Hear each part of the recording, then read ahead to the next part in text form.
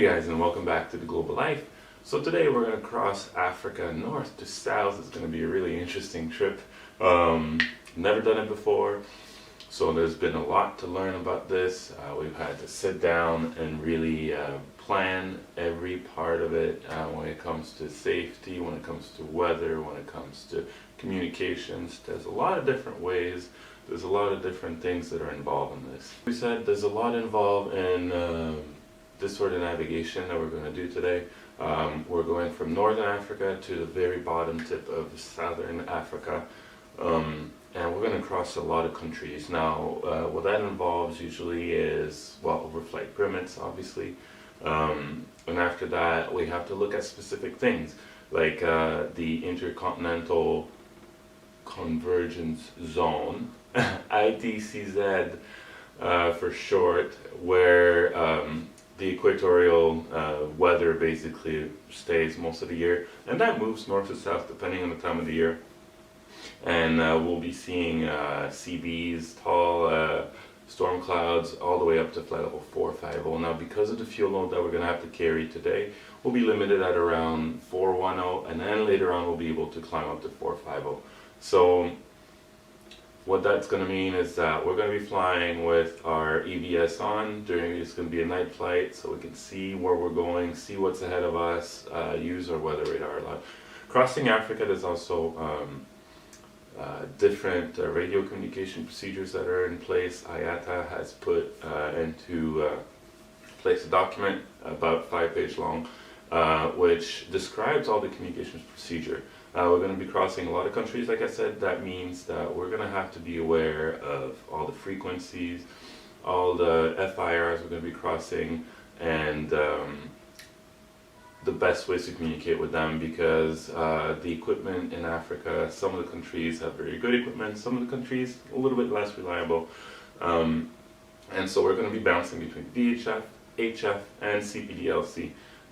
So that's going to keep us occupied. Radio calls have to be made at least every 20 minutes on this common frequency, which is 126.9, and every radio call has to state basically where we're coming from, where we're going, the altitude we're at, our next waypoint, estimate, and all this.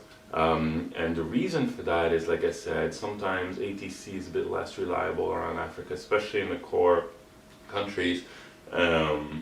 Central Africa and such, and what that means is oftentimes pilots have to rely on each other to do collision avoidance.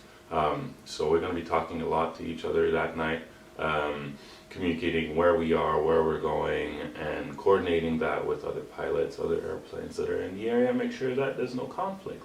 There's something that is called SLOP, Strategic Lateral Offset Procedure, which means that we would take our plane and we would fly at 1 or 2 nautical miles to the right hand side of the track.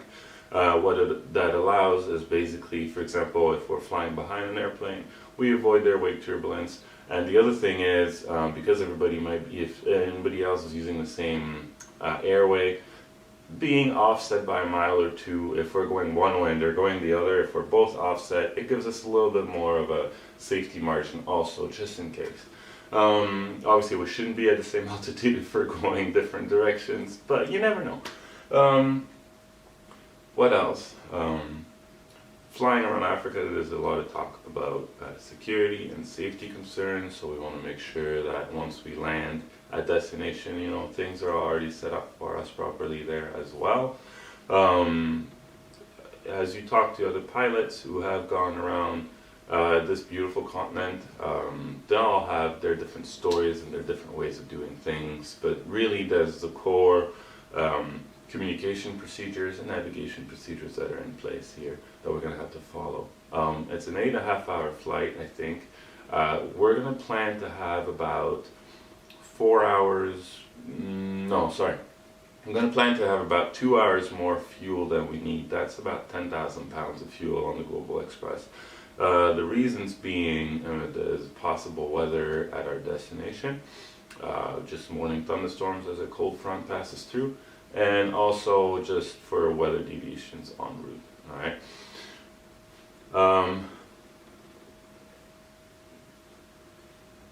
Again, as we said, higher fuel load means we can't climb as high right away. That's okay, we'll deal with that when we come to it. Otherwise, this is it, guys. So next time I talk to you today, it'll be nighttime or around dusk. We'll be heading around dusk. Yeah, we'll be headed over to the plane then and getting things ready to go. So we'll see you then.